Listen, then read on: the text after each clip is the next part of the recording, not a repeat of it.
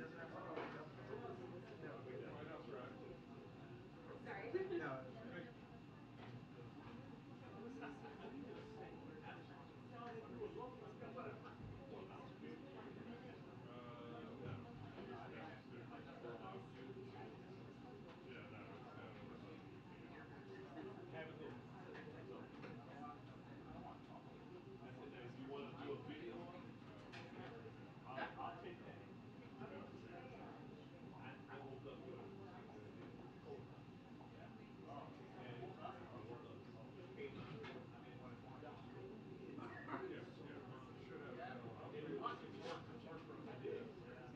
Sit down on it.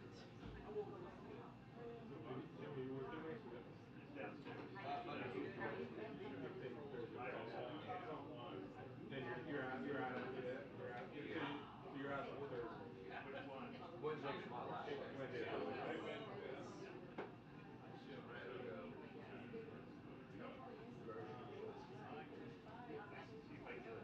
We'll see if we can get down there.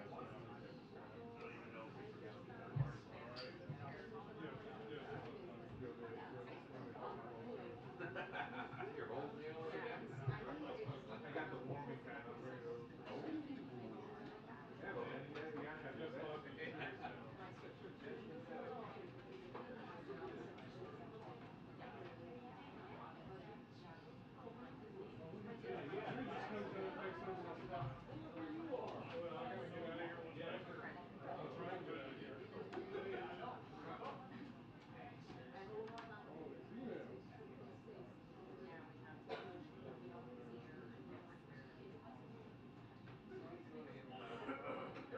Make you get up and walk over there.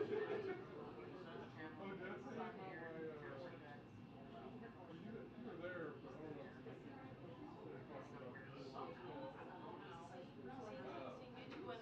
John was on Florida, and I was only getting 32 this month. Dave's account is under 7. Susie, I'm grabbing something from the outside. Do you want anything? I'm good. I brought lunch. Thank you, though. I appreciate that. So I just texted him. I just messaged him and said, hey, look, all my colleagues are under 7.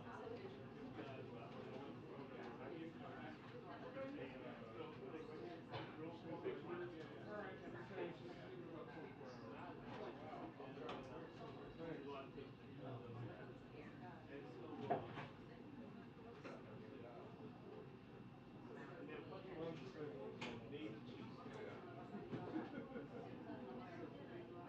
Yes, our first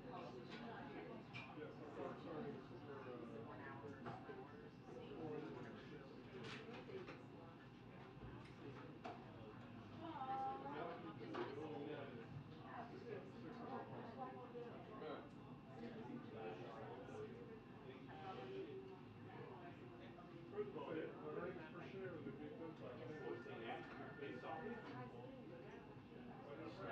Oh my God.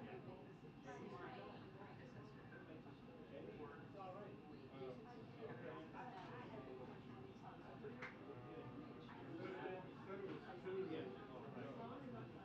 They call it a rear atlas. I don't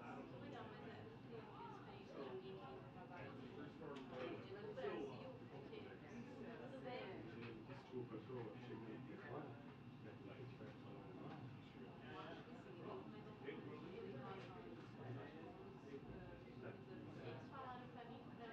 What time is this thing? 1:30.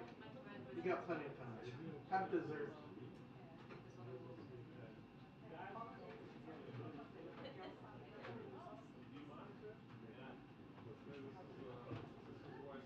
Eu sou estudante da Universidade Pública. I had to do all my stuff this morning. My Wordle, my waffle, and my Portal. Oh, what? No more Candy Crush? I'm kind of taking a breather. Yes, I got.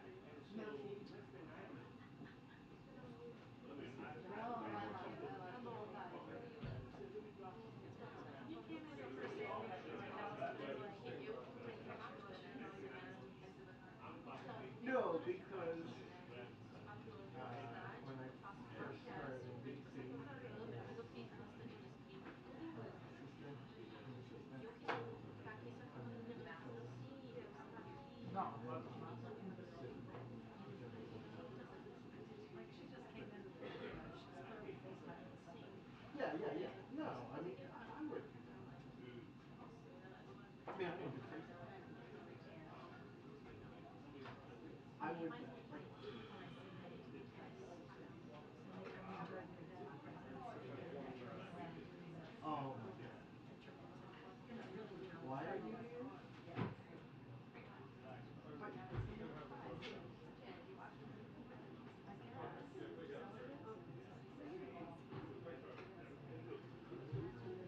Yeah.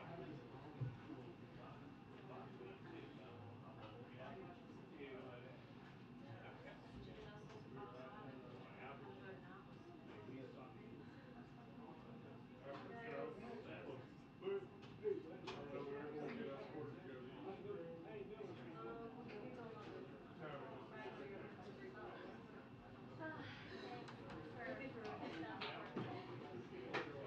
no, we just Oh, no, thank you okay, for. yeah, I'll send you a part of it. No, it's fine. Let's, yeah. yeah.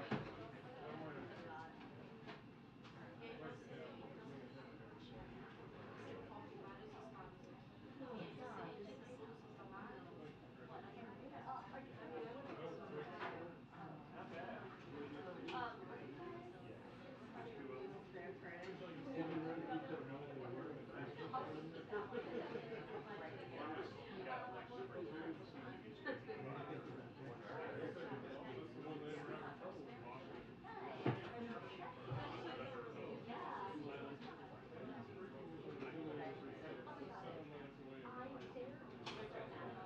yeah, yeah, Yeah, the shit's like a it's cut. So, Sure you are. and I take anything I say I have full confidence. Thank you. well, Need that little boost. he got the pencil If he gets it, if I get right after. whew, dangerous.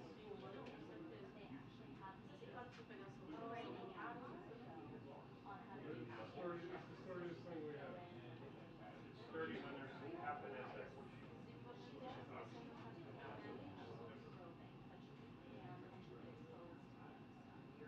Coming back up here too. I don't think so. hello. How you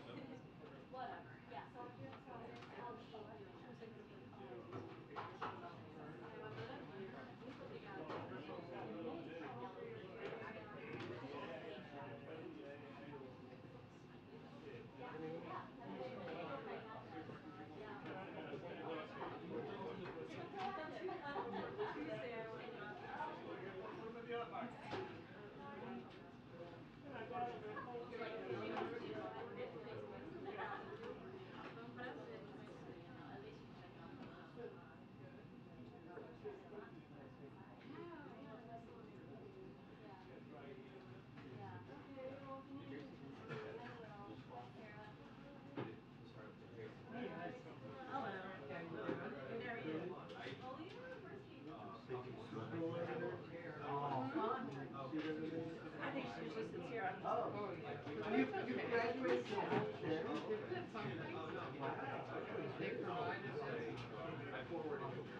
Yeah, then I put my, I've been bringing in the iPad so you can see my on the box. One time I had a step stool and they Word. during the pandemic.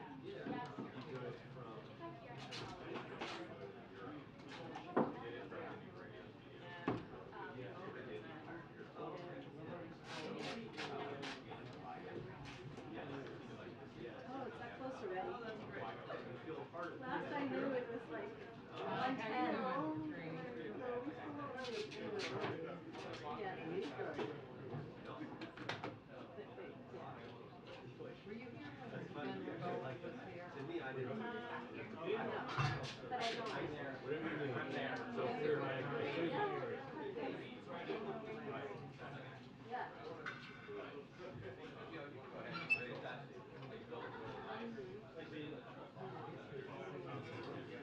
Yeah.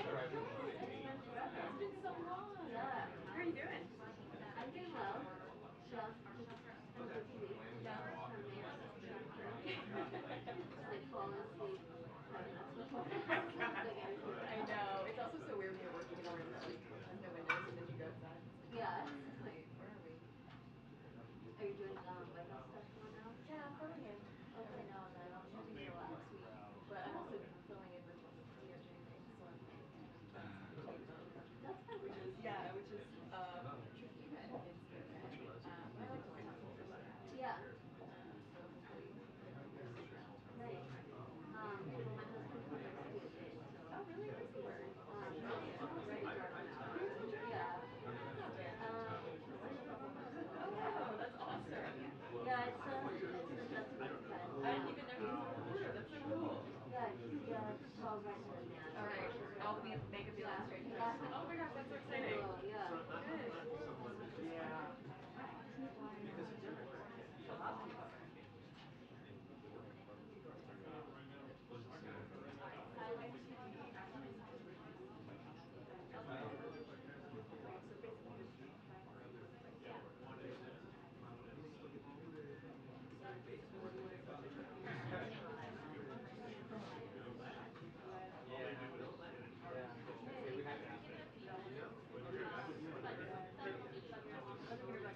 Yeah.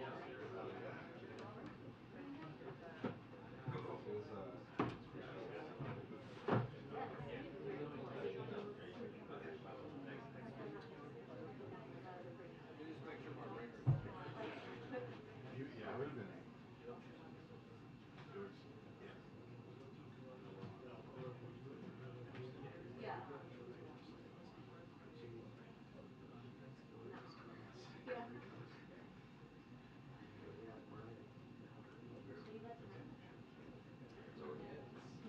Yeah. Yeah. Oh yeah. Oh yeah, he loves pizza. What'd you say? The second gentleman, or on the campaign trail, she says that he's a big fan of you. Oh yes. Oh, yeah. There was an infamous selfie at one point that Oh. was taken. He like was trying to be all celebrity like the ones before that. He needs somebody else to like get a selfie with him.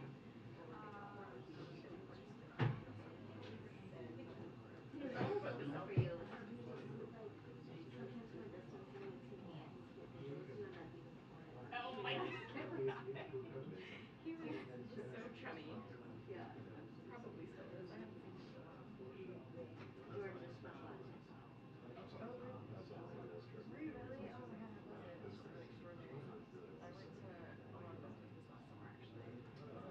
Yeah, it was like a lot more exciting than I here. Yeah. Pretty physical. Yeah, well, when I was in New York, Yeah. it was, That was nice. yeah, it was amazing. It was like that. It's like felt like just like kind of being in full war. Yeah, yeah, for sure. Go ahead. Which I think is great. He also went to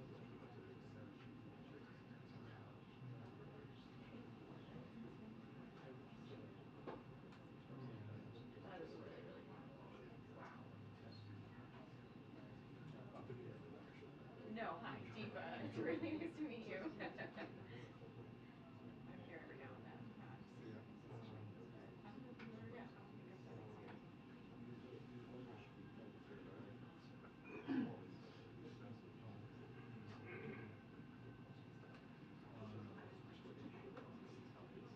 I know. I like really falling asleep today. I really weird sleeping with my phone.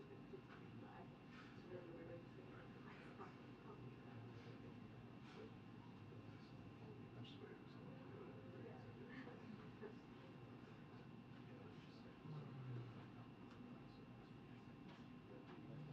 Um,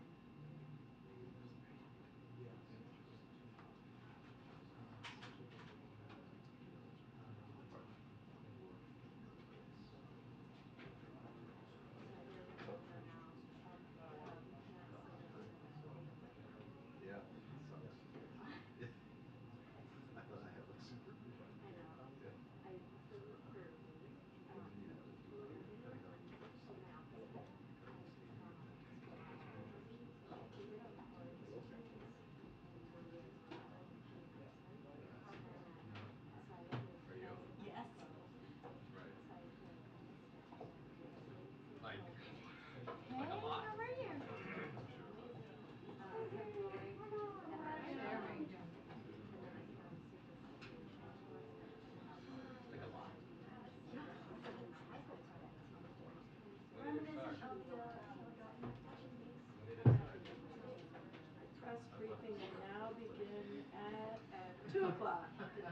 The next day Okay. I had parents Is that real? yeah. Oh, And then briefings at 2, guys. What I say? what oh my god. What time are we going to 10 o'clock?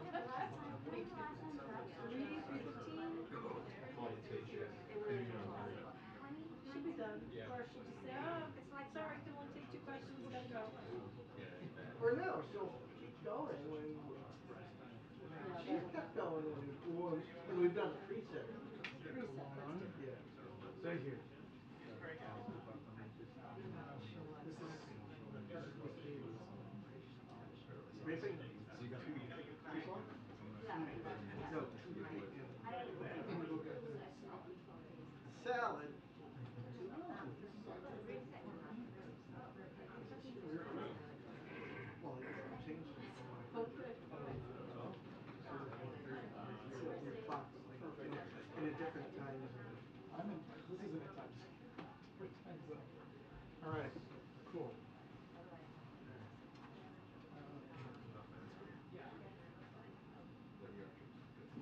Yeah. Yeah, it was really random. Hey. But anyway, we will not be able to do it.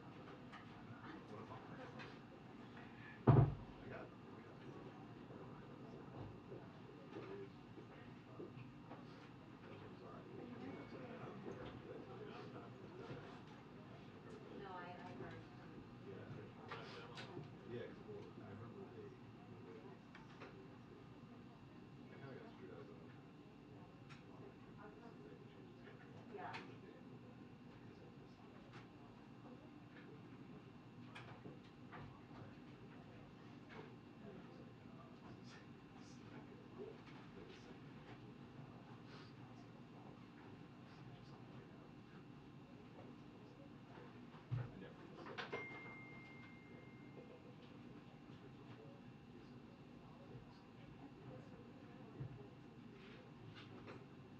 But the second it's like just on the way out. I never missed it. Yeah. Yeah, it's like my office, they're kind of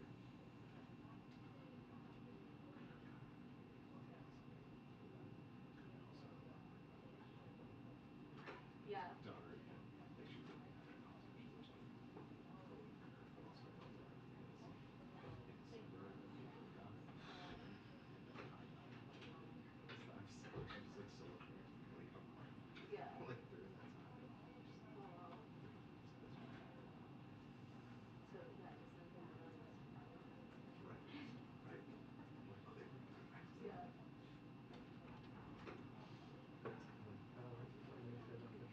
The headline and then like the daughter and Yeah. the You media didn't tell him and not stuff. to? Yeah. Of course, yeah.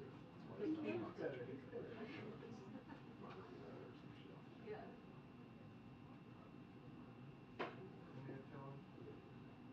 You can use like now or maybe before it starts. Well, I'll give him time. Actually, the articles To see the letter. get in order because I was working. Well, I was thinking to find a better position.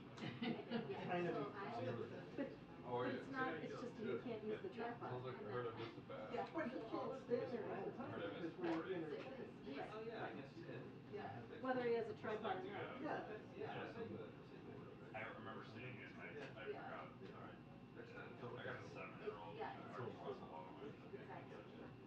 Thanks. even though I did end up working a lot, it was just like I don't know, for like All right, so the first Right. week of like This is a. totally. Yeah. You can be here for part of it. Yeah. I'll do it for a week when we're in. Yeah. Yeah. Okay.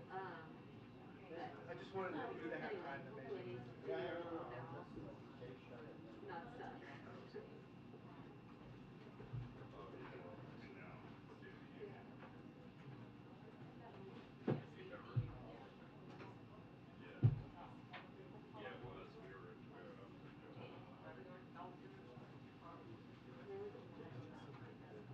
He's good. Good baby.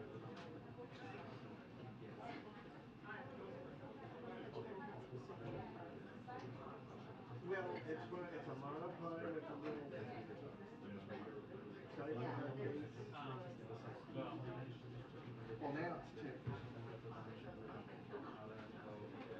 Or now it's scheduled to be. Yeah. No, you can't have the two. You're gonna lose the eyes.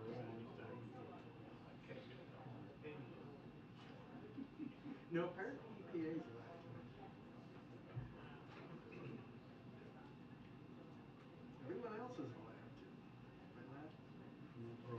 Yeah. Terrible. Well, I think it was actually hilarious. He's the one working away. Okay, I got my games done. All right. All right, now it's time to get the work done. Oh, no. It hurt today. Really? You know, bad checks. Age. Did you play hockey last night? I did. I played 3 days in a row. Really? Maybe it's, but there's not been a lot of sleep. And it's just all caught up. And I had a fall on Sunday, maybe Saturday. Just kind of like fell on my tailbone and just kind of like jacked everything out through the spine. You know what I mean? I've been having bad back anyway. But Well, that doesn't help. it doesn't help. Yeah. Although I have so much arthritis and bone spurs, I'm just kind of thinking they just like maybe chipped off some of those bone spurs. So I'm now they're looking for floating around your blood. and being reabsorbed by your body. Yeah. I'm just kind of falling apart. And then I didn't realize that apparently my elbow is really bad. So, and so I'm going to see the doctor on that. So I think I'll be, Our I white need top like box. Evan. Yeah, we got two tubs. Well, he On can both make sense. sides of the entrance. Okay. There's no cure for arthritis. But I have a lot of partial tears, and I have like a synovial cyst, a ganglion cyst, You got, oh, okay. and bone spurs in there, as well as Oh, you're arthritis. a mess.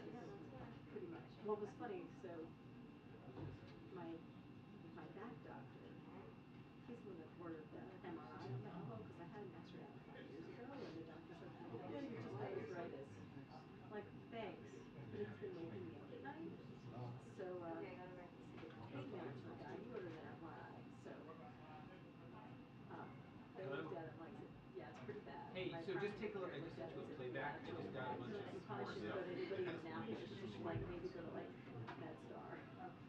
And then Uh-huh. my other doctor said, I'm like, is there anything that can be done? She's like, I no, just sent you a play. maybe It an should come elbow in. replacement. I'm like, how bad is it? I mean, Wait a it's minute. still functional. Is it Doesn't the let me know. bone or is it the muscle? The I tendon? have a there's like ligament tears. There's a boatload to from moderate to Basically, severe what they said flares, is that and they had locked in I haven't read an it interview in a few weeks. on There's a Fox bunch. Soul platform with Mike Hill, who is a boxer, sports But when I was at the pain management guy, there was a woman there. She's an ER doc, and she's also an Iron Woman, like an Iron Man, but Iron Woman. that they And she was coming in to Fox get Soul called the White House to platelet tell them that the platelet interview rich was off, plasma and citing coagulants because saying that they had she been keeps told that re-injuring Fox it. Corporation She does that. had Apparently, decided it that heals that her. they shouldn't be doing that. So I think I'll do that with the elbow. And that Even Fox Evan's News talking actually about that made with a the shoulder. switch Is that like an insurance to covered? do the interview, Nope. but that my advisor Nope. suggested Fox But Soul. I think it's the step you try before having surgery. Because Evan was like, don't do surgery. I've Can added you all do that into the surgery? graph, but it might be So, interesting to take that to so he's looking Fox at doing News that and also. say, what do y'all think of that? He knows a guy in Baltimore, but my pain management guy in Annapolis, he's so everywhere. He's Yeah, really absolutely, Oh, he gives absolutely. you good stuff. no, he doesn't give me any good If stuff. you don't get the But when I the first the was playback, I getting think injections makes into my back, so he was able to Yeah. he fixed my back. great. You know, so it just lasted for years.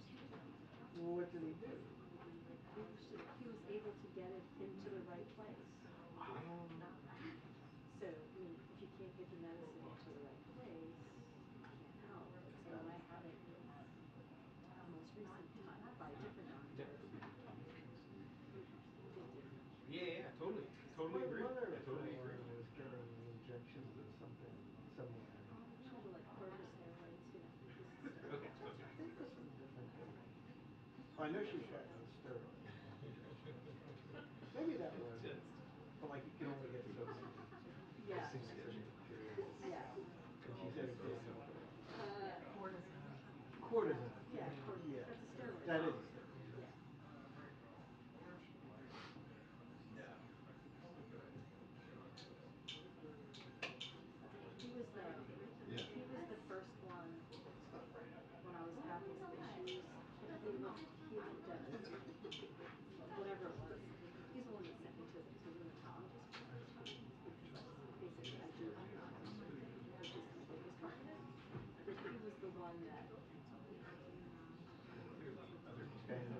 he said, well, you got something going on here. Go to this rheumatologist here. And I went to her. One test came back positive. We tested 2 times after that, came back negative. And then I was pretty clear, and then something was brewing, and then it, 10 years later came back. And I was positive for different things. Yeah, they're gonna be a mess. I'm a mess now. Yeah. Well, the first thing would have been when I was like 46, 47 in there, when I went to that second pain management, couldn't get the injections in. He was like, well, you have an awful lot of arthritis. You know, so it might have been hard to get the medicine in. So that's, for as much as arthritis is, I think you should have sent me That's out to a rheumatologist. But it's when you're hammered, everything's a nail. But that's kind of the opposite. Like he doesn't deal with it, so he doesn't matter. Well, the pain management, the original one, he's the one, he's like, something's going on. Well, yeah, he's a bigger fish than a lot of other doctors. Yes, It's that's only in their real. that's why he's so freaking good. Yeah. And then even though they can't help me with some of the stuff, I've gotten more answers from him about my autoimmunity than I ever have from the So I'm like, I mean, and I, anyway, so it's been great to, because I didn't want to see him, I hadn't seen him in years because he's out of network. And then finally at the end of last year, I'm like, one last thing. And I got a lot more answers. Yeah, so you can see your monthly pictures, or you can see your insurance. Okay, so how many different doctors? Find out something. Don't get me started. Yeah, that's how, they decide what medicines you can have, like, going like they try different things, and so she wrote a prescription for insulin. No insurance won't approve that, but they'll approve this one. Okay. She's like, how come you don't go with what the doctor has seen? Like, they're the doctors that don't see me. They're the profession. So a friend of mine used to, years ago, it was only about 30 years ago, she worked for United Healthcare. She was a social worker. But she worked for them where she was the one that, when the doctors would call in to get their mental health stuff, or there would be beds for, inpatient mental health stuff. So but she was saying, Right. the incentive structure was that anything to prevent people from having inpatient. And once they were inpatient, for anything like re-upping of approvals, it was to get them out. Get them out of their state. So she only did that job for 9 months. She's like, she's a social worker. And she had just gotten out of school and all that. And she's like, it's not infested for suffocation. I can't suggest A year before they married. not being seen inpatient. Clearly they need it because the insurance doesn't do that. No, we can't take it. Stay at home. In pain. Their phone, like, while they work.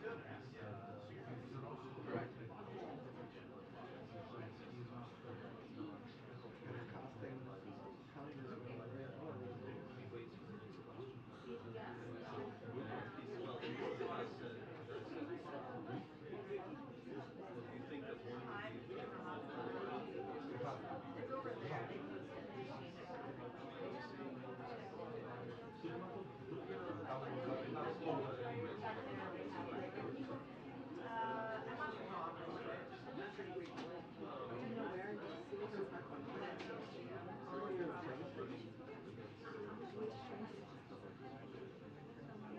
you mean like for Union Station?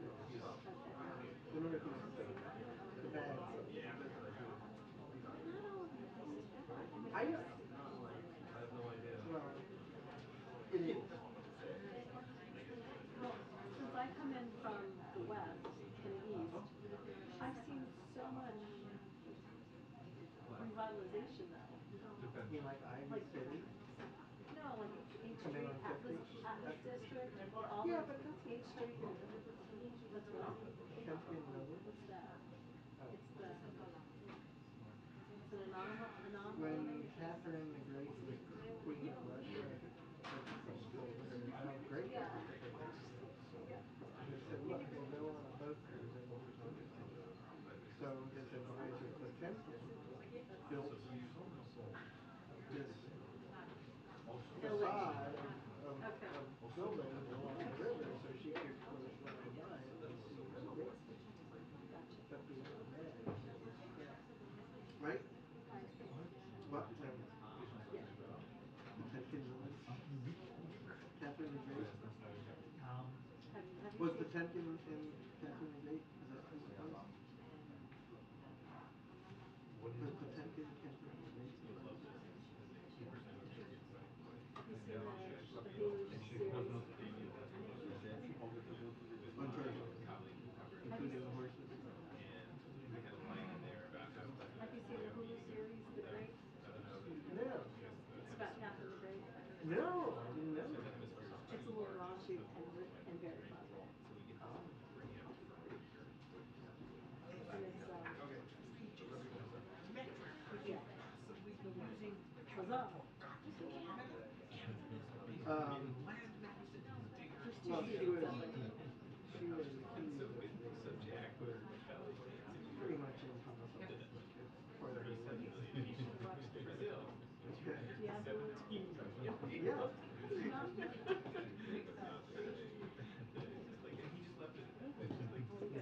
Hey, good to see you. I know it's your birthday.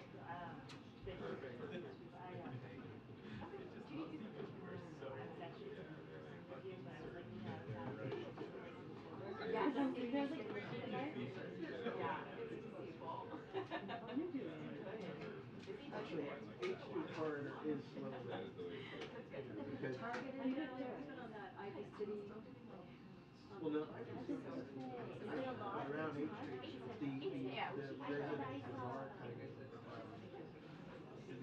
changing because people are being forced out to the taxes.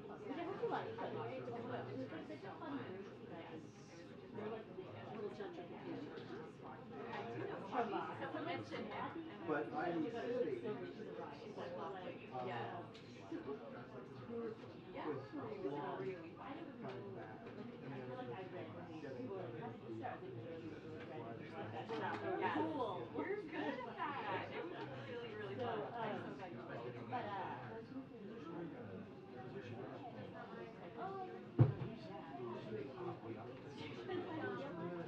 It's a little weird.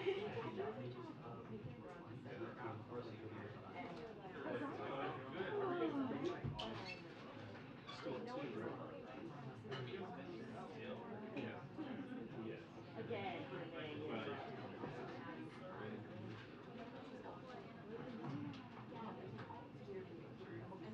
And there's like the election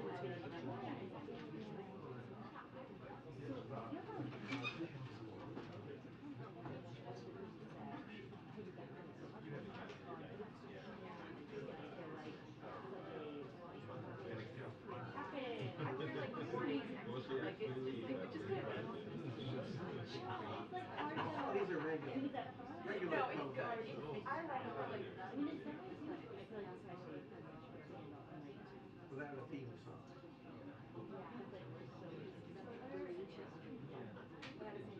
Yeah, he should have more like songs. where it was like I got to Ooh, like I heard do a that. little bit of everything and like before I go digital and when he was over in the Pentagon. I always found the Pentagon. Well, we were talking about this. You could have, yeah.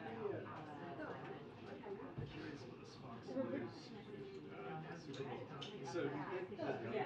like assisting on I think he does. So I guess Well, in a way. yeah, so they problem is why doesn't he compare her? Now you're that may have been if you want to be Which I've never heard of. I had never heard of it. Yeah. I think we're about to say Gotcha. I know that the Fox. Yeah, Right. So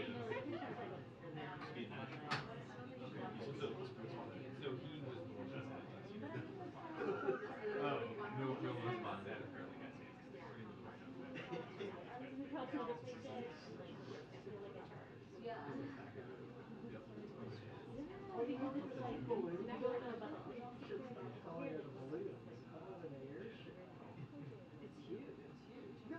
Are you from Yeah. Right. But I see the opposite.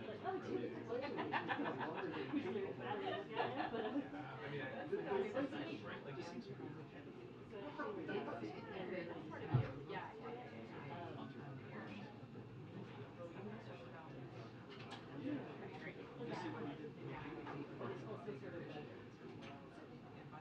Yeah, it's not like a Zeppelin.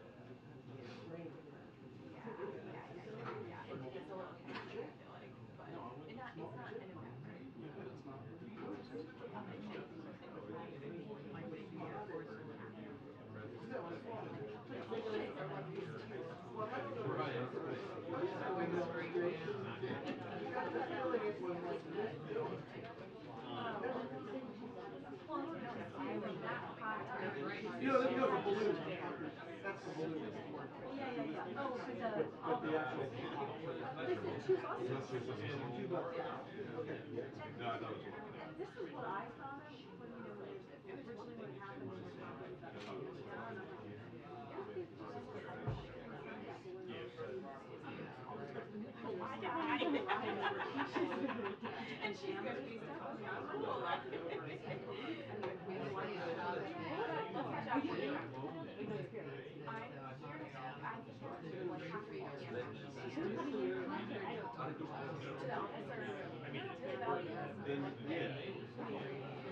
That's coming to me now.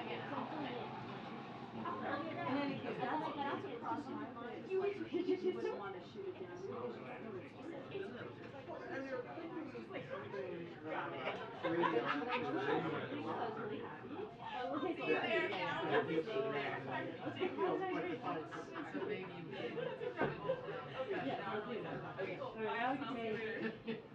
But then, and then the other thing, I know it's hitting something in water is still hard, but if it hits the water, doesn't it? Will it bust up as much as hitting the ground? So the stuff stays slightly more intact by just hitting water? Right. Which one there? but it's not hitting somebody's hat. Imagine that they shot it down and it was going over Billings, Montana, and like, you know, Wiping out small buildings.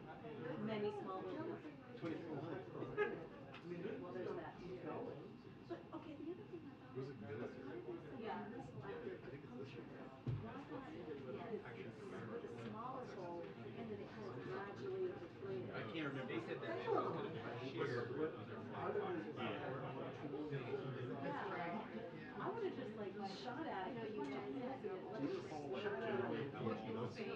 And AR-15, we have lots of those. I mean, it's a very small. Put a bunch of little We know small how to ones. say it. More than we need. I mean, it's not, I mean, it used to be in a Closed environment. I mean, I don't know, does like a jet fighter, can they fire smaller munitions as opposed to bigger? Yeah. Could they? Or if it was that small hole, would it have done that thing with a balloon go through? That's what I wanted to see. Making the noise. Inquiring minds want to know. Yeah. Alright, I guess it's probably time. I'll carry this down. Where you gonna be? Yeah, start in the back. No, okay. Wait, where's that?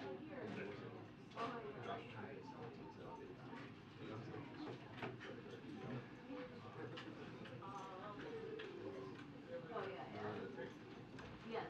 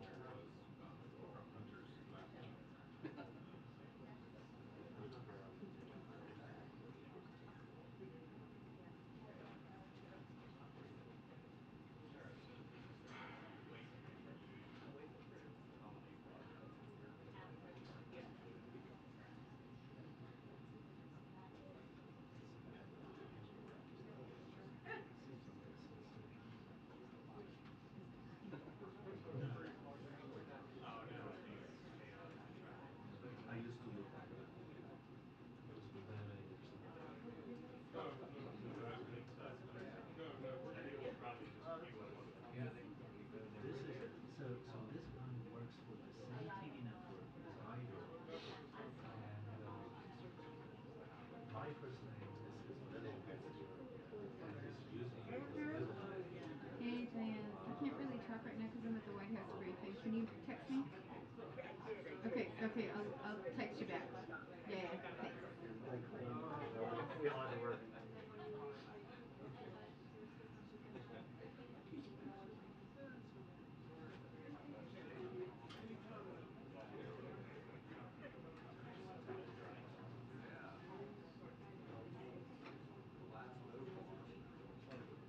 That was a real.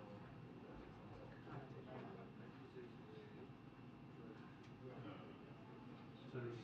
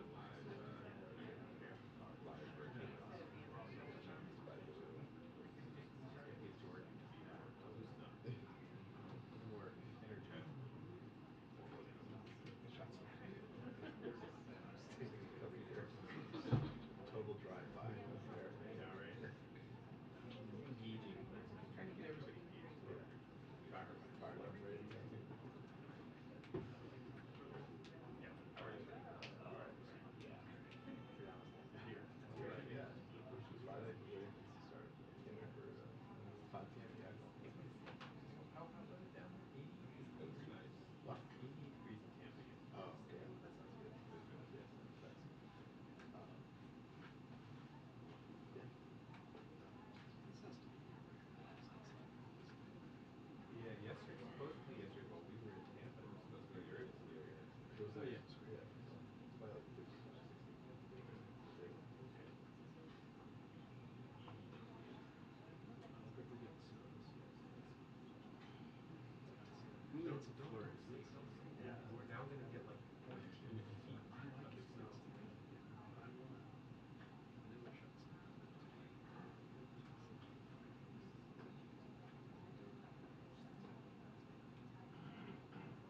trees with basketball.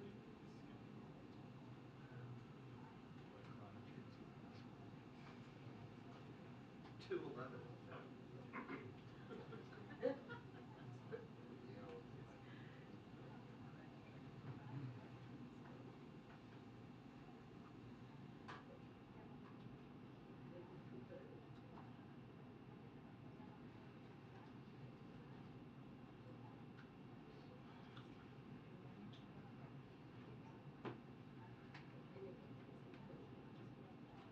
Yeah, well, the presence of Kirby conduced towards Jerry wanted that. I had a virus at a play last weekend.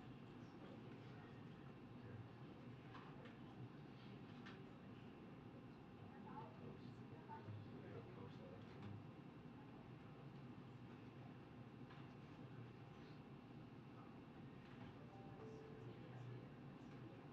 Jim Edward. Tape sampler, yeah.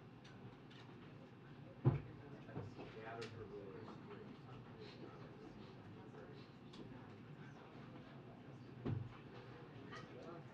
right.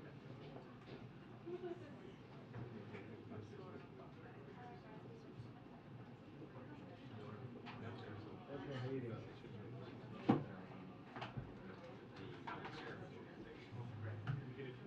I'm just good. Fortnite, do we have a tune-in? Yeah.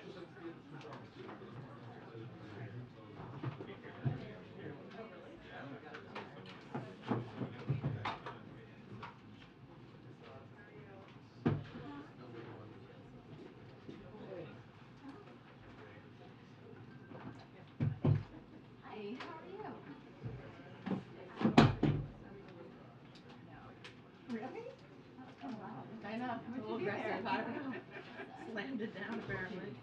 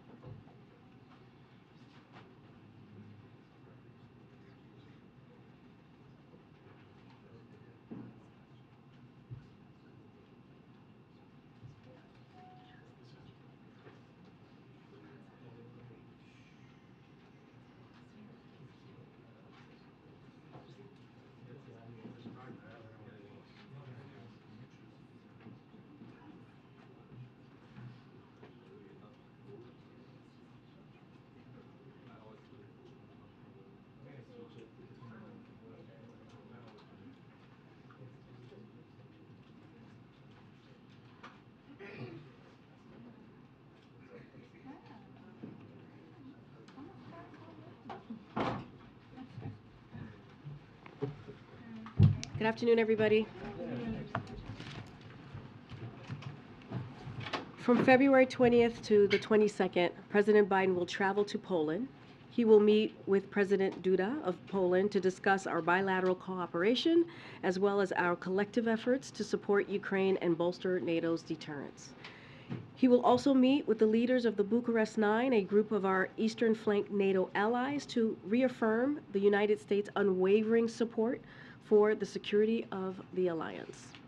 In addition, President Biden will deliver remarks ahead of the one-year anniversary of Russia's brutal and unprovoked invasion of Ukraine, addressing how the United States has rallied the world to support the people of Ukraine as they defend their freedom and democracy, and how we will continue to stand with the people of Ukraine for as long as it takes.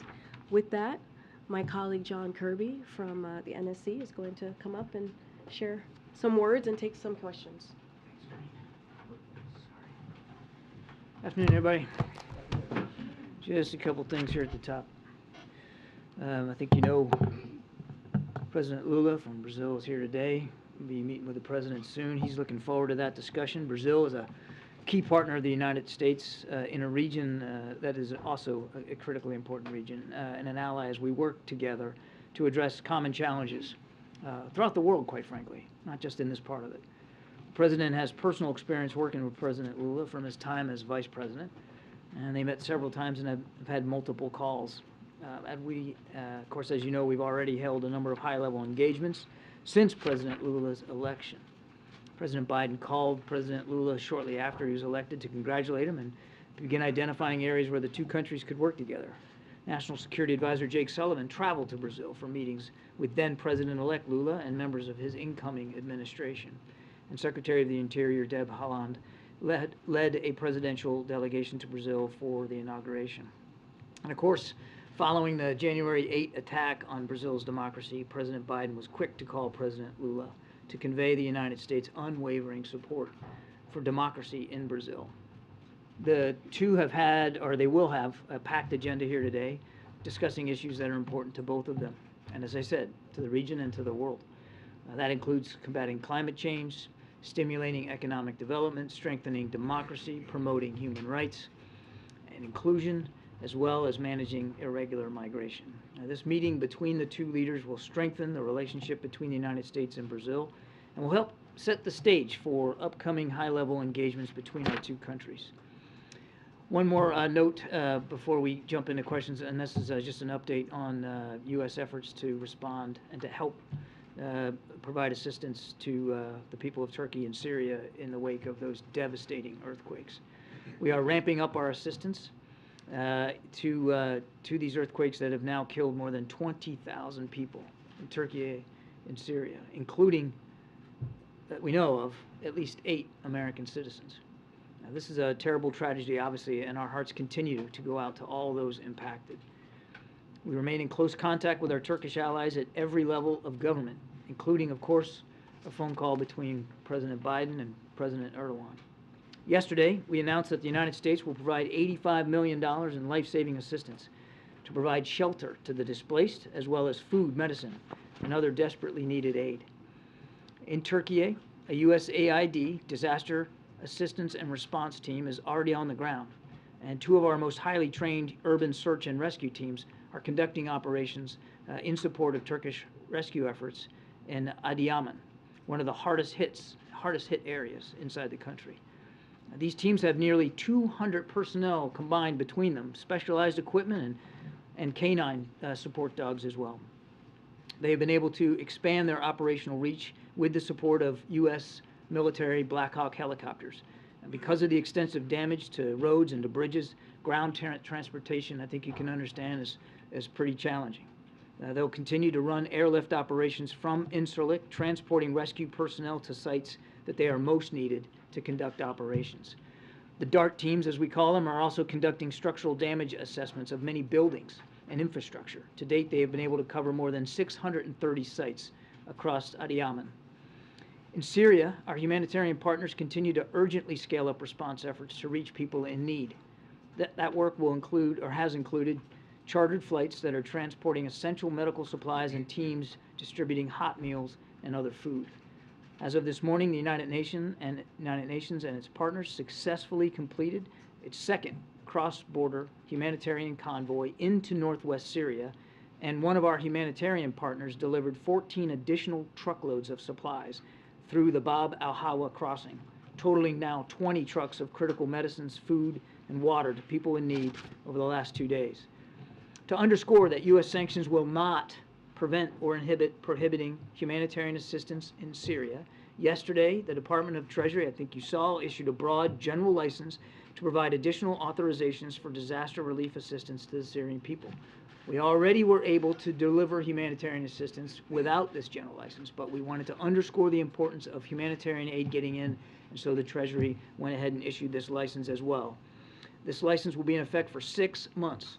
U.S. humanitarian assistance is delivered directly to the Syrian people, no matter where they live. We are determined to do all that we can to help those affected by these earthquakes in the days, weeks, and months ahead, as required. Thank you. Thank you. So, Poland, why the president decided to go to Poland, what message he wants to deliver, and is there any chance that he would visit Ukraine during his visit to Poland? And I have also one on President Lula's visit. President Lula said he wanted to create a group of countries, including China and India, to mediate peace between Ukraine and Russia. Does the president support this effort? Is this the right time for opening negotiations? Okay, well, there's a lot there. So look, on the trip, I don't have any other additional stops to speak to. Karine announced the purpose of the trip, and that's to go to Poland. And in Karine's opening statement, I think she answered your main question, which is what does he want to talk about? He wants to talk about the importance of the international community's resolve and unity in supporting Ukraine for now going on a year. Wouldn't it be great if the president didn't have to make a trip around a one-year anniversary of a war that never should have started? Sadly, that's where we are, and he wants to make sure that he's sending that strong message, not only of United States resolve, but the international community resolve. And to make clear to the Ukrainian people, most particularly, that the United States is going to continue to stand by them going forward. We know the next weeks and months are going to be difficult and critical, especially for their armed forces, and the United States is going to continue to stand by them. On your question about President Duda and his peace overtures or ideas, is that what? President Lula. Lula, I'm sorry. Lula, yeah.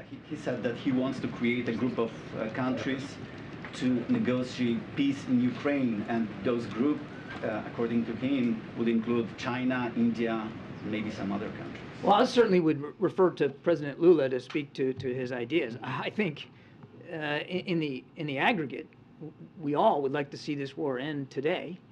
We'd like to see it end right now, in other words, without having to go to the negotiating table. That doesn't appear to be in the offing, as Mr. Putin just over the last 24 hours flew dozens more cruise missiles into civilian targets into Ukraine, knocking out heat and power across the country. So absent that, we're going to have to stay at the task of supporting Ukraine so that they can succeed at the battlefield. So that if and when President Zelensky has determined it's time to negotiate and sit down at the table to solve this diplomatically, he can do it with the wind at his back. He can do it with the strength that he knows he's going to need in that negotiation. So it's really up to President Zelensky to determine if and when negotiations are appropriate, and certainly under what circumstances. As President Biden has said countless times, nothing about Ukraine without Ukraine. On the trip to Poland, can we expect the president to make any kind of formal announcement as it pertains to maybe additional security aid? Or will it mostly be sort of a symbolic show of support, as you were talking about, to the Ukrainian people, the U.S.-Polish alliance? I won't get ahead of the president's remarks. Certainly I'm not going to do that. Again, the president will make it very clear that the United States will continue to stand with Ukraine for as long as it takes. He will continue to call for the kind of international unity that we've seen, not just across NATO, but across the world, or not just across Europe. And I think he will certainly make clear that additional security assistance, additional financial assistance, additional help for Ukraine will be coming from the United States. But I won't get ahead of anything specific. And I had a quick follow-up on the Chinese spy balloon. This idea that President Xi Jinping may not have been aware of the order to send this balloon over U.S. soil, what would that tell you if that were true about his grip on his own government? Is it, is it possible that it suggests a kind of power breakdown? Is it surprising to the U.S.? We certainly can't confirm these reports about President Xi's personal knowledge of that, and I would refer you to the PRC to speak to their own leadership issues and information sharing. What matters to us is that this was a violation of our sovereign airspace, and clearly with intent. Now, whose intent? I don't think we have a perfect picture of that right now. Clearly, without question, the intent of the PRC, because we know that this balloon belonged to them. And President Biden acted decisively in support of our national sovereignty. What our reporting is that U.S. officials briefing lawmakers this week told lawmakers that this is the U.S. Intelligence community's I'm not going to assessment, speak to right? intelligence assessments from the podium. We gotta keep going. Go ahead, John. Thank you, Corinne. Admiral, there's been warnings from the Ukrainians as well as intelligence agencies in both Europe and here that as the one-year mark of the war approaches, that might be a moment where Putin tries to really escalate the conflict, maybe even launch some sort of major new offensive. Are you seeing any signs of that being in the works?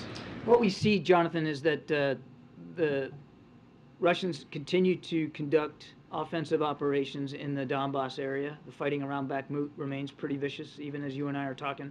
Clearly, as we've seen over the last 12 hours, he's willing to continue to barrage the country with cruise missiles, knocking out civilian infrastructure and trying to make life more difficult for the Ukrainian people. And we do believe that he will try to take advantage of these winter months to restock, resupply, rearm, contribute to his manpower in what could be renewed offensive operations come spring. But have we seen all that take shape now? I don't believe we're at a point where we've seen all of that really form. But we're anticipating that. And frankly, so are the Ukrainians. And that's one of the reasons why you've seen in just recent weeks the kinds of security assistance packages that, from the United States and from others that are more advanced capabilities, the kinds of capabilities that will allow them to fight in open terrain, combined arms capabilities, armored capabilities, artillery. All of that is designed to help them prepare for whatever the Russians might be planning in the spring. All that's to say, we do expect that, again, as the weather improves, the fighting will probably get more vicious. Thank you, Corinne. Hi, John.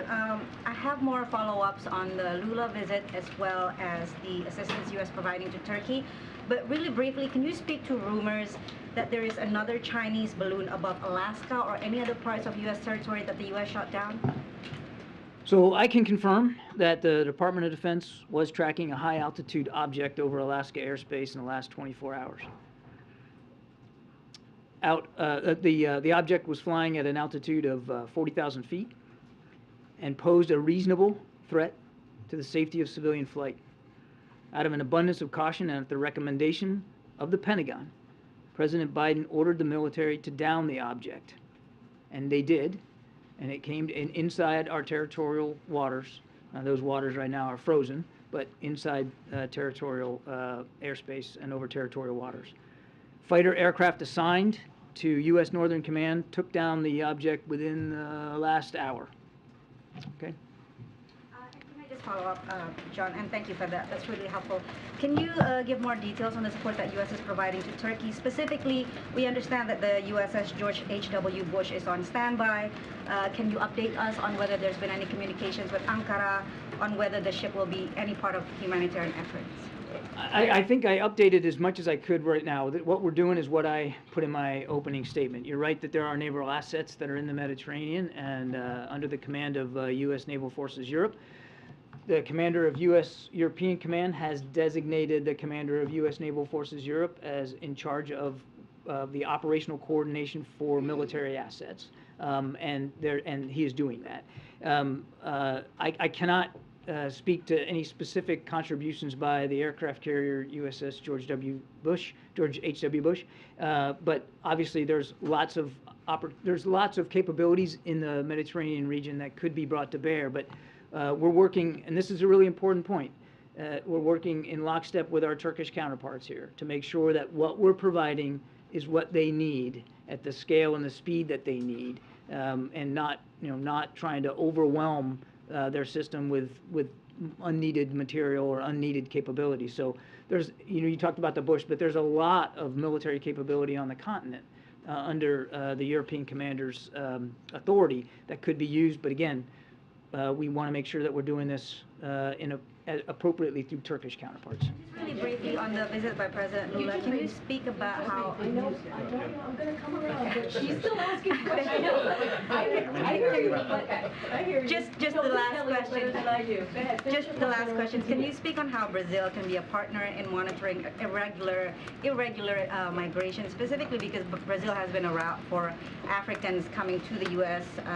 Through Mexico? As I said, I would expect President Lula and President Biden to talk about the challenges of irregular migration. You saw the Vice President just this week holding a conference of some of our neighbors about this call to action to try to get at the root causes. And certainly we look and would welcome President Lula's ideas and perspectives on how we can get at the root causes of all the migration in this hemisphere. Kelly, the floor is yours. Thank you. When I hear news, I just get very excited. Yeah, So, Fancy that. yes. So can we just go back for a moment? So another aircraft of some sort, airship, balloon, something was shot down today. Who owns it? What were the circumstances? Was the president directly involved in ordering this? And is wreckage being recovered? Well, Or- okay, so I'm going to try. Remind me if I forget something. Okay. Yes, the president absolutely was involved in this decision. He ordered it at the recommendation of Pentagon leaders.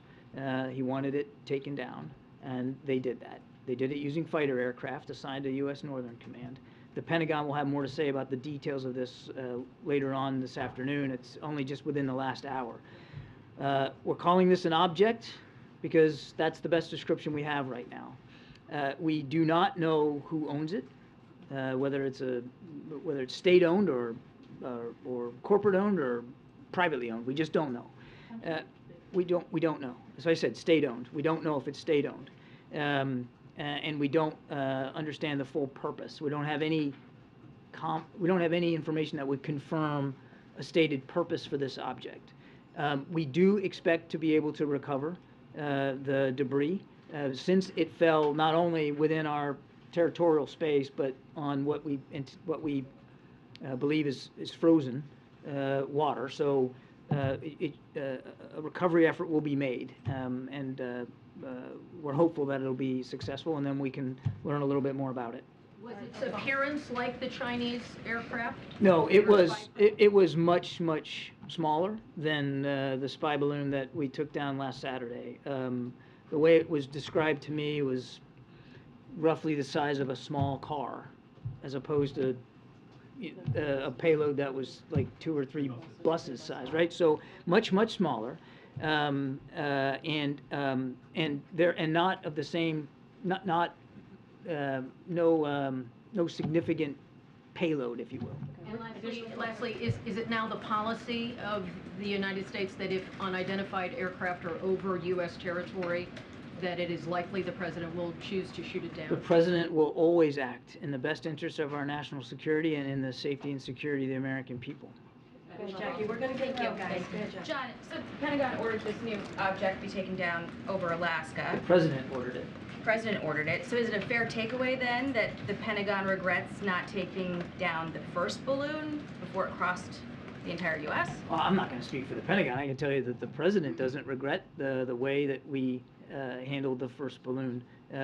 That time first of all, apples and oranges here in terms of size. As I said, this was size of a small car, and it was over a very sparsely populated area, but also more critically it was over water space when we ordered this down, as we did the last one, but completely different size, and the debris field for this we expect to be much smaller than would have been for the other one. That's difference one. Difference two, we knew for a fact that the PRC balloon that we shot down last week was in fact a surveillance asset, and capable of surveillance over sensitive military sites, and that it had self-propulsion and maneuver capabilities. There's no indication that this one did. The other one, the first one, was able to maneuver and loiter, slow down, speed up. It was very purposeful, that flight path inside the jet stream. That would suggest that maybe you should And- taken it out over Alaska too, though. Well, look, the Pentagon's already spoken to this question about whether or not they should have or could have shot it down over Alaska airspace. I would refer you to, there was 2 hours and hours of testimony yesterday on that. On the communications, though, we still don't know, and correct me if I'm wrong, we don't know what intelligence or communications could have been collected or what devices they were targeting, as I understand it. So that being said, how can the president say it was not a major breach if we don't know that? What we do know is we knew the basic flight path of this thing, and we were able to take steps at sensitive military sites that we believed would be along the flight path to significantly curtail any intelligence ability that the Chinese could get from the balloon. Certainly curtail anything that would be above and beyond what they normally try to collect through other means. Go ahead, Zeke, and then we'll get around. Thanks, John. Was this latest object that was shot down within the last hour, was that detected based upon any information gleaned from the monitoring of the last balloon over the last week, in terms of what you learned about that Chinese program that informed the decision to shoot this item down? I think I'd be careful saying that anything specific to what we've learned from that last platform. And we were able to collect some information from it while it was in flight. That was another reason why we let it traverse over land the way it did. But I would be I would not say that information gleaned from our surveillance of that surveillance balloon provided insights that permitted this detection and track. And as of this moment, are you convinced that you shot down? Do you know what you shot down? That it wasn't just a harmless weather balloon? That there was some motivation flying this over U.S. airspace, or is it truly? I think we're going to try to learn more. I can tell you it was an object. It was at 40,000 feet, and the predominant concern by the president was a safety of flight issue at that altitude. Remember the one that we shot down last Saturday? It was at 65,000+ feet. So no threat to civilian aircraft. This one at 40,000 feet could have posed a threat to civilian aircraft, and it did not appear to have the maneuverable capability that the other one did. So, virtually at the whim of the wind. Thank you, Crane. So just thank you, Kirby. So to follow up on what you just said about civilian aircraft, is that what you meant initially when you said there was a reasonable threat to shoot it down? Yes, my exact words were reasonable threat to the safety of civilian flight. Okay, and given what you said earlier about intent with regard to the Chinese spy balloon, does the U.S. give any credence to the Chinese argument that the balloon accidentally veered off course and ended up where it did? You're talking about the one from last week? Yeah. Say that again. Was it? Does the U.S. give any credence to the Chinese argument that this thing accidentally veered off course and ended up where it did? No. So, was it targeting specific places? Was it targeting military sites? What we know is that the flight path it executed took it over sensitive military sites. What we also know is that it could maneuver, that it had propulsion capability and steerage capability, and could slow down, speed up, and that it was on a path to transit over sensitive military sites. Thank you. Thanks, Admiral Kirby. On the latest object, you said it did not appear to have the maneuverability capabilities that the Chinese spy balloon have. Did it have any maneuverability, or was it flying on its own? At this time, all I can tell you is it did not appear to have the ability to independently maneuver. We'll attempt recovery, and we'll see what we can learn more from. And then just one more on the Chinese spy balloon. We're reporting that the U.S. is about to impose export controls on Chinese companies that are believed to have been involved in that balloon surveillance program. Can you confirm that and say when the administration might impose those export controls? I'm not in a position to confirm those reports right now, and I'd refer you to the Department of Treasury. Thank you, Admiral. I believe you said this was shot down, or at least it landed in the waters, or the frozen waters off the coast of Alaska, correct? That is our initial assessment. So is the policy still, considering the first one was shot down off the East Coast, and this high-altitude object was shot down off the West Coast, is the policy at this point in time, you could shoot it down if it's over a body of water? I wouldn't derive from these two incidents some sort of policy that comes out of it. The president will always act in the best interest of the American people and international security. Last week, we were talking about a surveillance asset that was purposely flown over the continental United States. In the case today, we're talking about an object. Again, we don't know a lot about it, but that at its altitude represented a potential threat to the safety of flying customers, civil air traffic. Based on your broad and deep experience, who do you think might own or have flown this thing in the air? I have no idea. Good, Mary. You know, you don't know who owns it or who's flown it, but has anyone from the administration reached out to the Chinese to see whether they will claim this new object? I know of no outreach this afternoon to the Chinese government about this. The State Department over the weekend, or last few days, I'm losing track of days, but since the first spy balloon, confirmed that they think that these Chinese spy balloons have gone over 40 countries. Considering that fact and this new development today, what's next on a larger diplomatic front? The U.S. talking with allies about how to police the skies, about how to bring this to the UN to figure out what to do? We are talking to dozens of nations who we know have been overflown by Chinese surveillance balloons, part of this program that the Chinese have invested in, to share with them the context and information that we've learned by the forensics we've done since we came in office about this particular program. And I would remind you that we briefed Congress in a classified setting back in August about this. This is not something we haven't been trying to learn more about.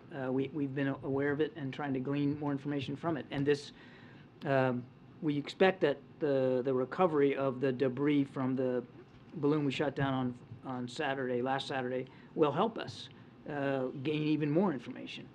But we are in the active conversations with many of these countries who we know have been overflown. Yeah, where specifically in Alaska was the high altitude object shot down? So the Pentagon will be talking more about this a little bit later. They'll probably have more detail for you. But the general area would be just off the very, very northeastern part of Alaska, right near the Alaska-Canada border. So near the Arctic Ocean? Well, yeah. In fact, that's where it went down, on that northern side of Alaska, near the Canadian border, on water that is frozen in the yes. In the never over land. No, it was. Over Alaska. It was. Okay. Yeah. And it was shot down within the last hour. When did the U.S. first get intelligence that it existed?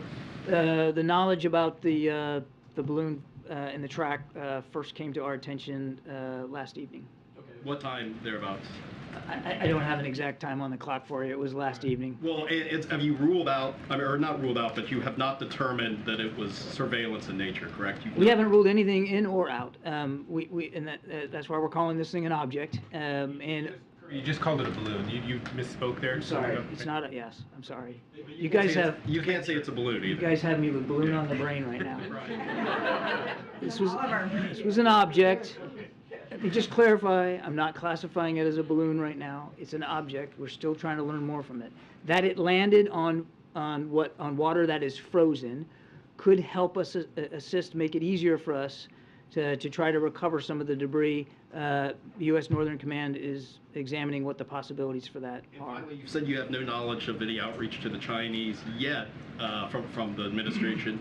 Are there plans to reach out and ask whether they... I know of no plans to reach out to the Chinese specifically on this. I want to stress again, we don't know what entity owns this object. There's no indication that it's from a nation or an institution or an individual. We just don't know. Foreign entity, that's right. We don't know who owns this object. Thank you. Thanks. Are you tracking any other similar objects right now at this time? I'm not aware of any other. tracks. And then also, I know that you said that this was due to a civilian aircraft threat, but why not wait till it's over warmer water where you could more easily recover It the wasn't materials? heading over warmer water, it was heading over the Arctic. It's not very warm. Thank you, Karine, and thank you, Admiral. One question on today's incident and then one on a separate subject, if I may. Given how little was known about this object at the time that our forces shot it down, is it safe to say that when the President ordered that it be shot down, he did not know whether it was a manned or unmanned object? We were able to get some fighter aircraft up and around it before the order to shoot it down, and the pilot's assessment was that this was not manned. On a different subject, after the State of the Union address, minutes after he finished delivering the State of the Union address, President Biden encountered in the halls of the Capitol Brittany Alconis, the wife of your Navy comrade Ridge Alconis, who, as you know, remains imprisoned in Japan. And the President told Mrs. Alconis, "We're going to get this done."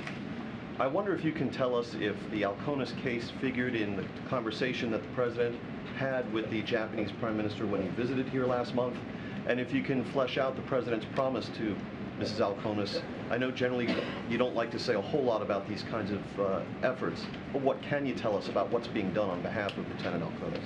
I would go back to what I said to you last time, James. I mean, the President's well aware of this case. And he's well aware of what the family's going through. He's also well aware of concerns by the Japanese government with respect to their judicial system. And he's got the team working on this. I'm not going to disclose personal conversations that the President had either with Mrs. Alconis or with Prime Minister Kishida. But he's well aware of it, he's tracking it, and so is the National Security Team. Thank you, Karine. Admiral, over here, I wanted to ask you two questions. I need to watch for her hands. One on the shoot down that you just described, and the other one on Ukraine. On the incident that happened in the past hour, I wanted to know, is there any line of communication that you can describe that has been ongoing over the course of the past 2 weeks on the diplomatic side of things? I know that the Defense Secretary says that his call to his counterpart was not returned from China. But on the diplomatic side of things, are there lines of communication between the U.S. and China right now? Well, certainly. Look, we have an embassy in Beijing. Diplomatic discussions routinely happen with Beijing. So, of course, the diplomatic channels remain open. Sadly, the military ones do not appear to be open right now. Secretary Austin made a good faith effort to reach out to his counterpart and was rebuffed. And that's unfortunate, particularly when at times like this you want to keep as open as you can the lines of communication, and the President's committed to that. And then on Ukraine, President Zelensky was in the UK earlier this week, and he received a promise from the UK government that the UK would train Ukrainian pilots on NATO standard jet fighters. Can you tell me if you think that's a good idea? Is that something that the U.S. is considering in terms of training Ukrainian pilots on NATO aircraft as well? Well, if they're going to get Western aircraft, then they're going to need to be trained on them. Does that mean that will happen? They'll get Western aircraft? That would be up to the nations that may be willing to provide aircraft. I've said it before. Probably tired of me hearing me say it, but these are all sovereign decisions. And if a NATO nation or even a non-NATO nation wants to provide capabilities like fighter aircraft to Ukraine, that's certainly their decision to make. And one would assume that if you're going to introduce a system into a military that they have no experience with, that there's going to have to be some training that goes along with that. We're doing it right now. Fort Sill, Oklahoma, we've got Ukrainian soldiers learning how to use a Patriot battery. Outside of Ukraine, we're helping train them on combined arms maneuver. So it's not unusual to do that if an advanced capability is provided, but that's going to be a national decision. Thank you, Admiral. Thank you, Corinne. Isn't there a concern that these objects, the object and the balloon, were both discovered when they're already flying over U.S. airspace? Shouldn't they be detected before they enter the U.S.? I think we're going to continue to learn a lot about how how these things are or can be detected in a better way. You heard the Northcom commander talk about certain gaps that he felt he had in his domain awareness. So from this incident last week, we'll certainly learn about the capabilities of that surveillance asset, but we also expect to learn more about our own processes and our own systems for detection and tracking. I don't want to get into exactly how this one was detected, but I can assure you that that we're going to continue to try to improve our own knowledge base with respect to these systems. Just one more quick question on the object. Can you say anything about the proximity of it and its flight path to the sensitive oil fields near Prudhoe Bay? And was there any threat at all at any point to that equipment in that region of Alaska? I'd refer you to the Pentagon for more detail about the track. Again, this just all happened within the last hour, so I don't know what the proximity was to oil fields. And your second question was? Oh, it was just about the sensitivity, the oil fields, basically. Well, again, I mean, we just don't know what this object was. We don't, it'd be difficult for me to point to a threat or a specific concern such as oil fields when we don't really understand what this object was doing. I understand. And then I just have one more quick question on the Russian, completely different topic. The Russians have said they're going to cut oil output now. What is the U.S. response to that? And will you reach out to OPEC to ask them to sort of compensate the difference so that the price of oil doesn't escalate at a time when you're just starting to see inflation? Once again, Mr. Putin's willing to weaponize energy. This move, if it proves to be true, it doesn't come as a big surprise as a reaction to the price cap, and it just shows you the lengths to which he's willing to use resources like energy as a weapon. What the United States will do, have done, continue to do, is work with allies and partners to make sure we can better balance supply and demand and try to meet that need. It's important. We still believe that Mr. Putin not be allowed to profiteer in an inappropriate way off of the oil he puts on the market so that he can then fund his military in the field. I don't have any diplomatic outreach to speak to today. We're going to continue to talk to allies and partners. Certainly OPEC falls in that category, but I don't have any specific conversations to talk about. Thank you, Carolina. Thank you, John. I have two questions. China is claiming ownership of the balloon, and China said that they will take legal actions. Will you send the balloon back to China? There are no plans to send the debris that we are recovering back to China. We're going to pull it up off the bottom of the ocean, and we're going to learn more about this capability. Second question, Iran is building a drone factory in Russia, and North Korea is receiving military drones from Russia. How do you view armed cooperation between North Korea, Iran, and Russia? I can't confirm those specific reports, Jenny, but I was up here not long ago talking about the burgeoning defense relationship between Iran and Russia, which is not only not good for the people of Ukraine, it's not good for the people of the Middle East, because it'll flow both ways, and Russian capabilities could very well end up in Iranian hands. And I would say the same about North Korea. We know, I got up here and showed you pictures, we know that they're providing ammunition to Russia, artillery ammunition specifically. And again, that's not only not good for the people of Ukraine, it's not good for the Korean Peninsula and the region there, that Russia and North Korea could be, again, developing a deeper defense relationship. Thanks, John. Just a few more on the you said it was discovered last night. Was it flying consistently at an altitude of roughly 40,000 feet that entire time? Roughly, yes. Were there any sightings that you're aware of by airmen? Civilian No, aircraft sir. operators? No. No, sir. And can you, just to nail it down, can you tell us when the president gave the order to shoot it down? Gave the order to shoot it down this morning. Yeah. Again, just keep following up on the same topic. The speed with which you guys, with which the president apparently decided to shoot it down, having just discovered the first intelligence of it last night, and by the morning he's saying shoot it down. Was there something specific, more specific about the threat than just generally being in the airspace at which the height at which The predominant reason driving the president's decision was the safety of flight issue. No, I understand it was, but there had, I mean, that's a really big area up there. It's not all that many planes. It's not like it was in the middle of the Northeast Corridor or something. Is there no way in which you guys could have said, hey, airplanes, like, steer clear of this area until we know better what this thing is, because we're, I mean, in other words, was there some reason why? The president wasn't willing to take that kind of a risk in time, because this thing did not appear to be self-maneuvering, and therefore at the mercy of prevailing winds. It was much less predictable, and so the president just wasn't willing to take that risk. Thank you. You mentioned that there were fighter aircraft who were able to determine that it likely was not manned. Were those fighter aircraft able to determine anything else about it from up close that they wouldn't be able to find out otherwise? They worked really hard to try to get as much information as they could about this object.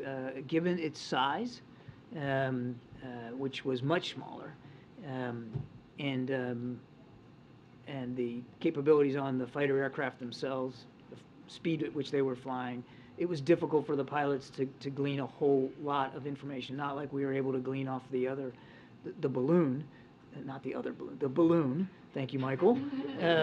Because we also had several days to track that. So there was a limit to how much they could divine. Also, it was detected at night, and so the first engagement by fighter aircraft late last night was, again, difficult for them. It was a small object, and these are fighter aircraft flying at pretty high speed, and the ability to glean a lot of information was limited, which is why they did another flight earlier this morning to see if we could get more. I mean, they did the best they could, but again, the speed and the conditions up there, as well as the size of the object, made it a little bit more difficult. Just to confirm, there was a flight last night to do Yes, surveillance.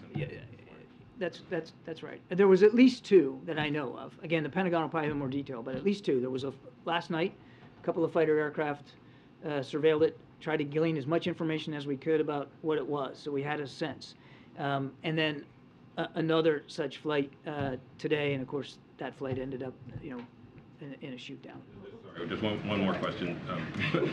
Running out of time. From the White House podium, do you have a message for whoever is responsible for this aircraft, or anyone who may have similar aircraft, about what the White House response should be? Rather than sending some sort of message in that way, I would just tell you that we're going to remain vigilant about our airspace. We're going to remain vigilant about the skies over the United States. And as I said earlier, the president takes his obligations to protect our national security interests and and the safety and security of the American people is paramount. And he's always going to decide and act in a way that is commensurate with that duty. That's the real takeaway here. Okay, way in the back. Did the U.S. ask Brazil to block Iranian warships from docking in Rio, and if so, why? We did not ask the Brazilians to block that. Those ships are sanctioned ships specifically, and we don't want to see them dock anywhere in this hemisphere. And we've been very clear about that. But there was no specific ask made of Brazil. That's a sovereign decision that President Lula has to make. I wanted to follow up on a question I asked you in September. In light of the Chinese spy balloon incident, does this administration consider Chinese land purchases near U.S. military bases a national security threat? We are always concerned about potential foreign collection near or around our military sites. And you're right, last week is a good example of that. We take that seriously, whether that's terrestrial related or whether it's from the air. And I think I'll just leave it at that. Would you be working perhaps with Congress to put in place legislation to prevent that kind of ownership? We are always willing to work with Congress to address our national security interests and threats as best we can. A couple Thanks, Corinne. Thanks, Admiral. So, All right, thank you, Karen. Admiral, just real quick, is there a timeline for recovery of this object? You'd have to talk to the Pentagon. I don't know. Again, guys, this just happened within the last now hour and a half, and they're still assessing where this thing landed and the degree to which they can get to it. And on the Poland visit, I know in the statement that you put out, Karine, it says that the president is going to meet with leaders of the eastern flank NATO countries. Are any other European leaders, NATO leaders, expected to join the president on this trip? We're still putting the agenda together. The predominant reason to meet with them, the Bucharest Nine, as you call it, is to really talk to those nations who are literally on the eastern flank of the NATO alliance. But I can't rule in or rule out that there may be additional attendees or additional meetings that the president might have. go ahead, Sebastian. Thank you very much. Hello, John. Over here. Yeah, thanks. Yeah. Back to Lula, if you can remember him. Is there going to be any commitment to the Amazon Fund by the United States during this visit? I think let's have the visit occur here shortly, and we'll provide you a readout. I don't have anything specific on that. Okay, thank you. So, John, the U.S. Special Presidential Coordinator for Global and Infrastructure Energy is in Angola. So he met with President Lorenzo. Can you elaborate a little more on this visit? I don't have any information on that. We'll take the question and see if we can get you a better answer. Just a quick one on the timeline. Was the president briefed on the object last night when the track first came to the administration's attention? He was. He was as soon as the Pentagon had enough information to provide him, they did that. Last question. Ukraine. Thank you, madam. Thank you, John. As far as Russia's war against Ukraine is concerned, 1 year now, does President believe that when Prime Minister Modi of India told President Putin to stop the war, and this is not the way that this time that war should go like this, and you think there is still time for Prime Minister Modi to stop the war or convince President Putin? I think there's still time for Mr. Putin to stop the war. I think there's still time for Mr. Putin to stop the war. Prime Minister Modi can convince? I'll let the Prime Minister speak to whatever efforts he's willing to undertake. I want to stress it again, Goyle. I mean, certainly the United States would welcome any effort that could lead to an end of hostilities in Ukraine that are in keeping with President Zelensky's objectives and his leadership, his determination of what is acceptable to the Ukrainian people. Nothing about Ukraine without Ukraine. So President Biden has said this, gosh, dozens of times. We think this war could end today, should end today. The single person responsible for what the Ukrainian people are going through is Vladimir Putin, and he could stop it right now. Instead, he's firing cruise missiles into energy and power infrastructure and trying to knock out the lights and knock out the heat so the Ukrainian people suffer even more than they already have. He could end it right now. And since he's not willing to do that, clearly, we've got to make sure we can help the Ukrainians succeed on the battlefield so that when President Zelensky determines it's time to negotiate, and he's the only one that can make that determination, he can do it with the strongest hand possible. And finally, sir, 1.4 billion people in India are waiting for President Biden to welcome. When is the next trip? I don't have any travel, other than the travel that Karine talked to today, I don't have any travel to announce. Thank you. Thanks, guys. Have a good Admiral. weekend. Thanks, Admiral. Okay, now for the boring part of the briefing. We just have a few minutes, guys, so we don't have a lot of time. So let me just go over the week ahead. So later today, as you all know, the President will hold a bilateral meeting with President Lula of Brazil. Tomorrow, the President and the First Lady will welcome governors and their spouses for a black tie dinner at the White House. The Vice President and the second gentleman will attend. On Tuesday, the President will deliver a keynote address during the National Association of Counties at the Washington Hilton Hotel, and we'll certainly have more to share on the week ahead in a day or two. And finally, there is a bittersweet day for us, a bittersweet moment for the communications and press teams and all of us here at the White House. I've gotten to know Kate Bedingfield as a colleague and a friend, being in the trenches together and representing the president's agenda together. I've actually known Kate since 2007. That's a whole nother story. But Kate has been fighting this fight on behalf of the president since long before the campaign was launched, going back to when she was his communications director as vice president. She's been a trusted source of strategic advice and an unflinching voice for the president's message and values, playing an integral role in our successes these first 2 years and on the campaign. She's also a pillar of this team, which she helped build as the deputy campaign manager across the primary and general elections. I understand that after a certain previous occupant of this White House, whose name will be nameless, but as you know who this person is, he got angry and yelled and said, quote, "Biden has a team of killers. All I've got is a defense." Okay, that was in the campaign. That was the campaign communications team started calling Kate and the captain of the team killers. That doesn't surprise me at all, because if there's one thing Kate is, she is a leader. We're very sad to see her go, but no one has earned some time with their children, spouse, and dog more than Kate. And I look forward to welcoming Ben LeBolt. As you all know, he has been announced to replace Kate as communications director back to the White House. Ben has had a top role, communications role, on the last 3 successful Supreme Court nominations by Democratic presidents. We all got to work with him closely when he was the head of communications for the confirmation of now Justice Jackson, and we're glad that he is coming back to be a more permanent part of the team. I've known Ben for many years, including both Obama-Biden campaigns and the Obama-Biden White House, where he worked on climate change and civil rights. I was happy to reconnect with him when he took over communications for nominations during the transition, helping advance the case for the most diverse cabinet in history and for a host of groundbreaking sub-cabinet positions as well. He brings a cutting-edge understanding of modern communications to the table, and I know he'll fight hard for the president's agenda in the upcoming months and years.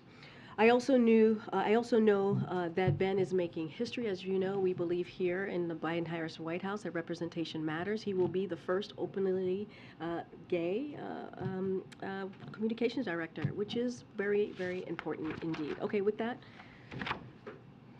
Zeke. Could you just, the latest on the president's trip to Poland didn't say where he would be going in Poland. Can you let us know cities? We will have more to share as we get closer to the day. We just wanted to make sure that you all had the information that he will be traveling during the dates that I laid out, the February 20th to the 22nd, and we'll certainly have more to share. Briefly, a different topic. Last night, there was reporting that the former vice president was subpoenaed by the special counsel Jack Smith as a result of some of the investigations that were part of the previous administration. That obviously raises a bunch of privilege concerns. Would the president waive the executive privilege for the former vice president's testimony before a grand jury, or these examples? I'm just not going to, as you can imagine, not going to speak to this. I'm just going to refer you to the Department of Justice. Okay. Oh, nobody has a question. I can leave right now. Karine, thank you.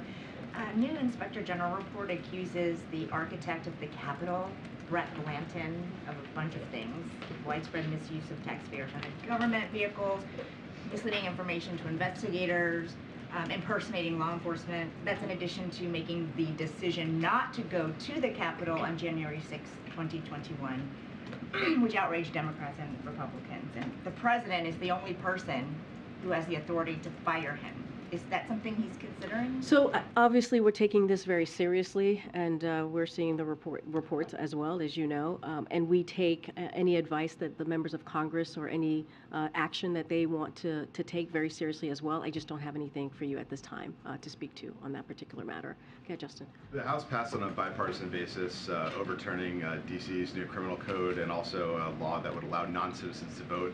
Is that something that the president would sign into law, or would he veto it? So I would have to go back to the team and just get an answer for you on that. I don't know that particular piece of legislation. This is the first time I'm hearing about it. So once I get back to the team, we'll have an answer for you. Okay, Steve. Hey, Karine, while this briefing's been underway, the National Archives has released some of the communications between the president's personal attorneys and the agency. One of them, dated on November 8th, has communication between Gary Stern, who was the general counsel of NARA, and Bob Bauer, the president's attorney, in which it references boxes in a Boston office It says Pat. This is to Pat Moore, who's the president's personal lawyer. Pat, we would like to pick up the boxes that are in your Boston office and move them to the JFK library. Any explanation as to what boxes we're doing in a Boston office and how this relates to Well, this? as you just mentioned, it just broke, or the report just came out while we were in the middle of a briefing, so I can't speak to it from here because I just don't know what you're speaking to. But I would refer you to the White House counsel's office to get more specifics or get you an answer there. Is it new to you, the idea that the I boxes would be... am learning about this as you were asking the question, so I'm certainly not going to speak to it from here. Go ahead, Andrea. On the president's meeting today with the governors, he said during this meeting that Republicans are trying to close off the possibility of cutting defense spending, and that leaves only a very few options. What is the president's view on how to get to the $2 trillion in cuts that he has outlined in the State of the Union address? What is the best way to get there, and does he rule out the possibility of cutting, for instance, defense spending? So first and foremost, so folks know, March 9th, the president's going to be putting out his budget. We have asked the House in Congress, the Republican House, to put out their budget as well, a more robust, right, a budget, so we know exactly what it is that they are putting forth, the cuts that they want to put forth, and so that we can see, not just us, but the American people can see. As you just mentioned, the president said in his State of the Union address that he was going to cut the deficit by $2 trillion over a decade. I'm not going to get ahead of what the president's going to actually, the details or the specifics in his budget. Certainly once we put that out on March 9th, you'll be able to peruse and see exactly what the president is laying out. I'm just not going to get ahead of that. But I also want to add, and I've said this many times before, you've heard the president say this as well, this is a president, the first 2 years, he was able to cut the deficit by $1.7 trillion. He takes his fiscal responsibility very seriously. And he is going to continue to find ways to build an economy that doesn't leave anybody behind, but also is fiscally responsible, as I just mentioned. Go ahead. He also said that he did not believe that Republicans would ultimately make good their threat to hold the debt ceiling extension or expansion hostage. What leads him to believe that? I mean, has he had subsequent conversations with other Republicans since his meeting with McCarthy, and when will he meet again with McCarthy? So I don't have any conversations or meetings to preview for you at this time. As you know, the meeting that he had with Speaker McCarthy not too long ago was respectful. It was productive. You saw us put a readout, and you heard from the speaker himself when he was out at the Sticks after the meeting. Look, it's pretty simple and it's pretty straightforward. We believe that Congress has a constitutional duty to get this done, to lift the debt ceiling. We've been saying that, and they should do it without conditions. That hasn't changed. They did it 3 times with the last president. You've heard me say the number 78 many times in this briefing room. That's how many times that they have been able to get this done since 1960. That doesn't change. It should be done in a bipartisan way, and the president it will continue to call for that. And that's what they've done it before, and that's what he believes they should be doing it again. He just sounded more optimistic today, and I'm wondering why. Oh, this is a president who's always optimistic. This is a president who believes in optimism. As you know, he says it many times when he speaks in front of the American people, and so that is not surprising. You've heard me say that about him in describing even his speech for the State of the Union, that you would hear some optimism. So, of course, he's going to be optimistic about it. Go ahead. Particularly given Lula's visit here this afternoon, is there any kind of update on the possibility of expelling Bolsonaro from the U.S.? Does the president personally believe that he should be allowed to remain here? As I've said before, we had not received any type of request in that vein. I'm not going to get ahead of a meeting that's going to happen very, very shortly. You guys are all have to leave to for the pool spray that's going to happen in the Oval Office, so I'm not going to get ahead. President Lula is going to go to the Sticks right after the bilat, I believe, and take many questions from many of you. So I'm certainly not going to get ahead of what's going to come up in that meeting or what the agenda might be. I think the Admiral did a good job laying out our expectations, but I will let President Lula speak to that. His meeting with the governors today, do you know whether and how much the issue of COVID and the expiration of the public health emergency order, how much that came up, whether the governors feel confident that the states are ready for that to happen? So I can't speak to that. I haven't downloaded with what came up in that meeting, but what I can say is the president very much looked forward to talking to the governors. He's going to continue the conversation and continue to see them between today and tomorrow. And they've been great partners with us with all of the different historical pieces of legislation that we have been able to get done, and also that they're seeing the effects of in their own state. Okay, I'll see you guys on Monday. Thank you, everybody. Thank you.